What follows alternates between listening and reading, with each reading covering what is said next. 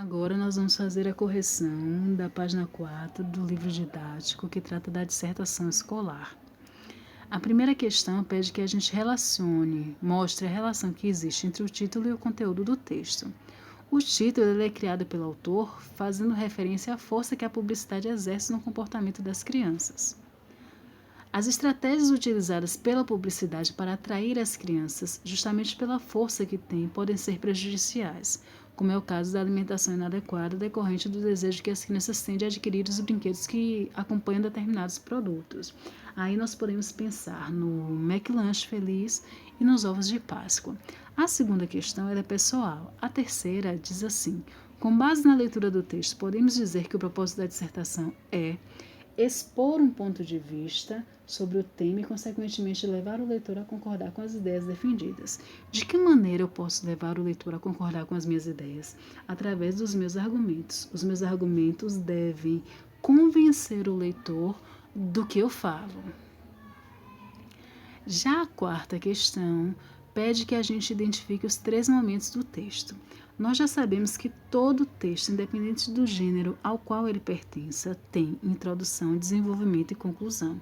Com a dissertação escolar não seria diferente. E é muito comum que esses textos dissertativos apresentem o primeiro parágrafo como introdução, o segundo e o terceiro como desenvolvimento e o quarto como conclusão. Depois, na quinta questão, nós temos: a autora da dissertação deixa clara sua tese, ou seja, seu ponto de vista sobre o tema publicidade infantil, em qual alternativa?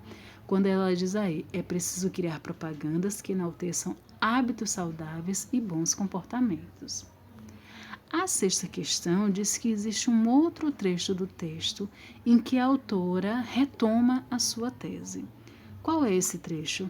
Ele está lá no terceiro parágrafo. E o que é que ela afirma? Ela diz: a publicidade interfere no julgamento das crianças. A sétima questão pergunta: a ocorrência da tese pode ser entendida como uma maneira de reforçar a própria tese, de intensificar o seu posicionamento. Na oitava questão, pede que a gente identifique entre esses itens aí quais são caracterizados fatos e quais são as consequências de cada um desses fatos. Nós temos aí popularização do programa infantil Peppa Pig, é um fato, e a consequência dele é a mudança de comportamento das crianças e o aumento de lucro das empresas. O outro fato apresentado é acompanhamento de brindes e brinquedos nos produtos vendidos nas lanchonetes e, como consequência, a alimentação inadequada na ânsia de ter o brinquedo. Por último, nós temos boa publicidade por parte dos nazistas e a consequência disso é a delação dos filhos com relação aos pais resistentes ao nazismo. A nona questão diz assim: quais das frases a seguir contêm argumentos que se caracterizam como provas concretas, ou seja, aquelas provas que de fato podem ser comprovadas, que são baseadas em coisas que de fato existiram, de fato aconteceram? A primeira alternativa diz aí: os nazistas já conheciam os efeitos de uma boa publicidade. São inúmeros os casos de pais delatados pelos próprios filhos. Depois eu tenho muitas redes de lanchonete, por exemplo, valem-se disso para persuadir seus jovens clientes. Seus produtos vêm acompanhados por brindes e brinquedos. O primeiro fato vocês podem até não recordar, a menos que tenham estudado isso em história. Mas o último fato, com certeza vocês são testemunha porque fazem parte dessa geração de eu quero aquele lanche por causa daquele brinquedo.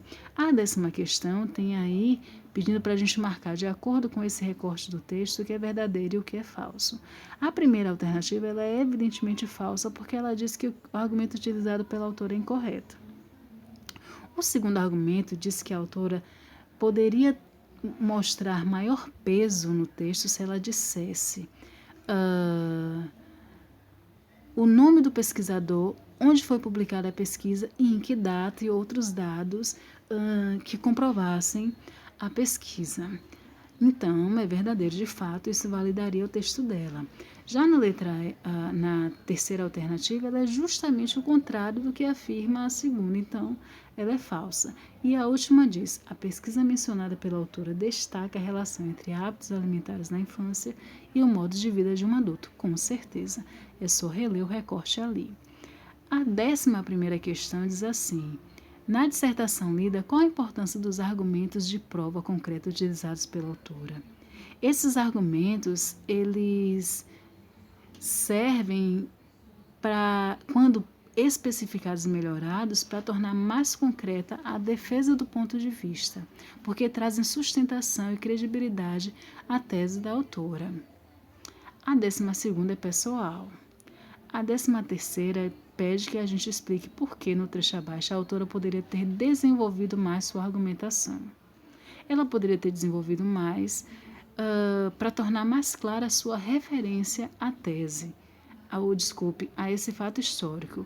Ela poderia ter informado, por exemplo, que tipo de publicidade era utilizada pelos nazistas naquela época.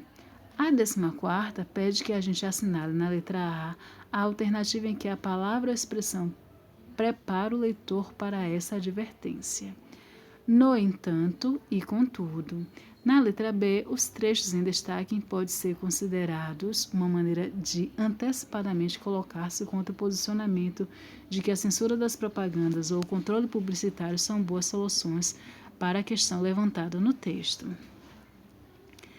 A 16ª diz aí: das propostas apresentadas, qual delas, na opinião da autora, é mais importante? Por quê? A autora, entre todas as propostas, atribui um valor maior à participação dos pais, que para ela tem papel fundamental na orientação dos filhos, ou seja, os pais acabam cedendo à vontade dos filhos.